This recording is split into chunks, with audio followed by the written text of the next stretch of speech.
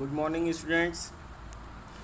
This is JVN Brijesh Kumar Yadav, Faculty of Education and Methodology, Jyoti Vidyapit, Women's University, Jaipur.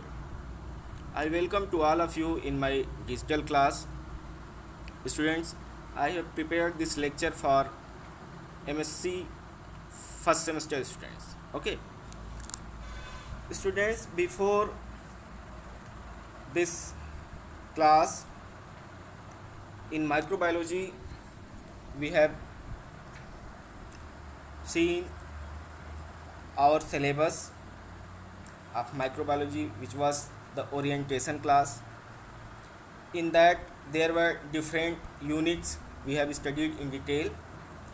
In continuation of that, this is the first topic which you are going to study in your microbiology class. Okay, which is the morphological details of prokaryotic microbes. Okay, so in prokaryotic microbes, there is only one example, that is bacteria. So ultimately, we are going to study about bacteria, especially morphology, classification, structures. Okay, in your previous class, you might have studied in brief about bacteria, but here you people are going to study in detail, since this is post graduation level. So the content will be same, but that will be in more elaborated form.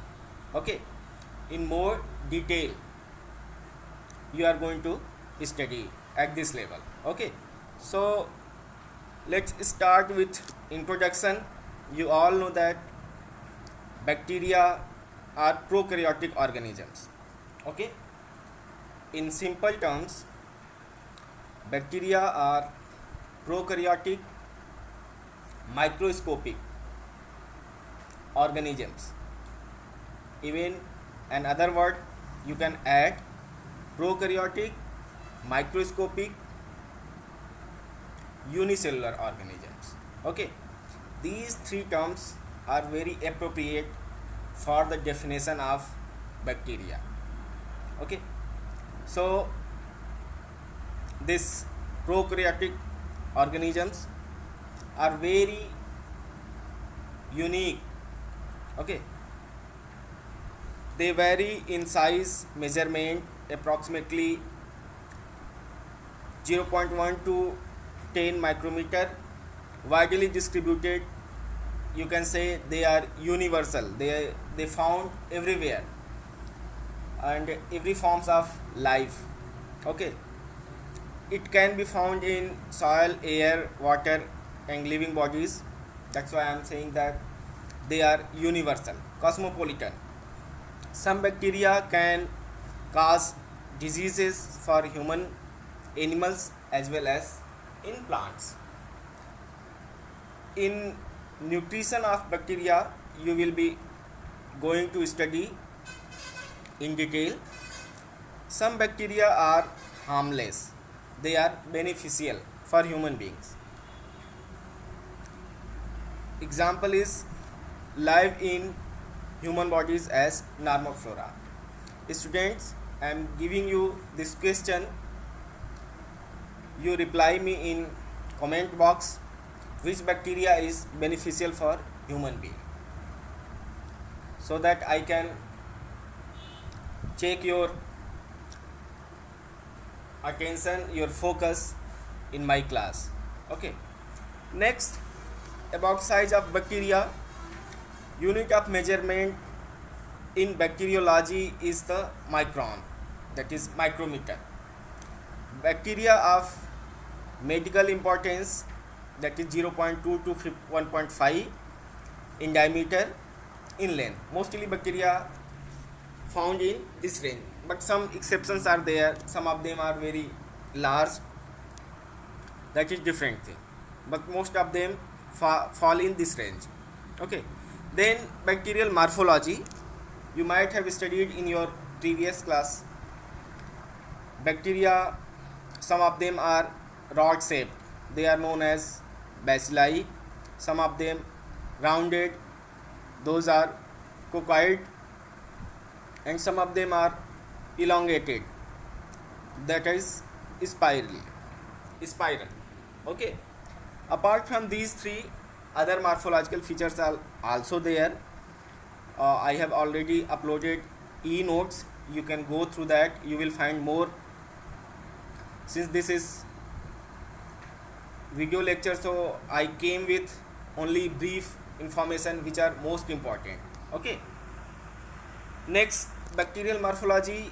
Cocci, spherical, oval shaped major of the bacteria groups belongs to this category. Bacillus, that is rod shaped. Vibrio, comma shaped. Spirilla, rigid spiral forms. Spirochetes, flexible spiral forms. Actinomycetes and mycoplasmas. Okay, that lack cell wall. And this image shows different forms of different morphological forms of bacteria. You can see them. Then reproduction, but before reproduction I would like to discuss about bacterial structure, because this class is for morphological details. Okay, so this is the typical structure of a bacterium, which has cell membrane, cell wall, capsule, pili, ribosomes, flagellum, chromosomal DNA. Okay, now these structure we are going to study in details. First one is the envelope. This bacteria is covered by cytoplasmic membrane. Before that or above that there is a cell wall which is made up of peptidoglycan, extracellular polysaccharides that forms capsule, microcapsule and loose slimes. Apart from these structure, on envelope appendages, antigen variations are there. Then cytoplasmic components. In cytoplasmic components, first one is cytoplasmic membrane. As you have seen, cytoplasmic membrane, that is plasma membrane, found in each and every cells, irrespective to prokaryotic or eukaryotic. Similar to eukaryotic, plasma membrane is also found in bacteria, but their composition is little bit different. Okay, there is a glycoprotein, oligosaccharides, integral proteins are there, peripheral proteins are there, phospholipids are there.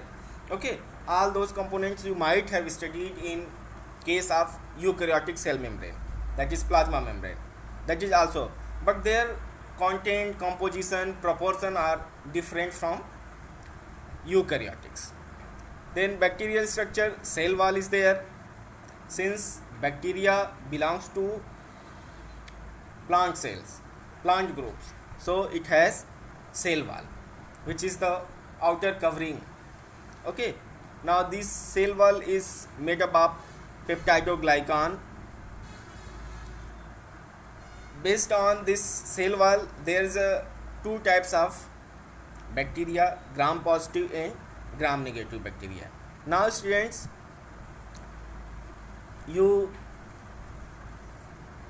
tell me in the comment box what is gram positive and what is gram negative bacteria with examples. Okay, then these are the tabular forms of gram positive, gram negative bacteria. Difference, what are the difference between gram positive and gram negative regarding to cell wall, effect of dye, effect of antibiotics, flagellum, teichoic acid and lipoproteins. You can go through them in detail in your e-notes, I have already uploaded. Now bacterial structure, this is the staining of gram positive and gram negative. Some other structures of bacteria, extracellular polysaccharide, that is capsule, capsules, loose slimes, we have already discussed. Appendages, antigenic variations. Now cytoplasmic components, it has cytoplasm which contain chromosomal DNA, ribosomes, various types of nutritional storage granules containing no organelles. Students, there is another question I am asking you, and you reply me in comment box that which kind of ribosome found in bacteria. Okay, which kind of ribosome, how much septverse ribosome found in bacteria? You write in comment box so that I can see how much you have previous knowledge. Okay, then nuclear material, that is nuclide or nuclear body, that consists of one or long double stranded circular DNA molecules, R factor and binary fission. Then cytoplasmic components, ribosomes, cytoplasmic inclusion, source of energy, spores and sporulation. Now these are the content of other topic, that is reproduction. We will be dealing with that in next class. Okay, students, this is for today lecture.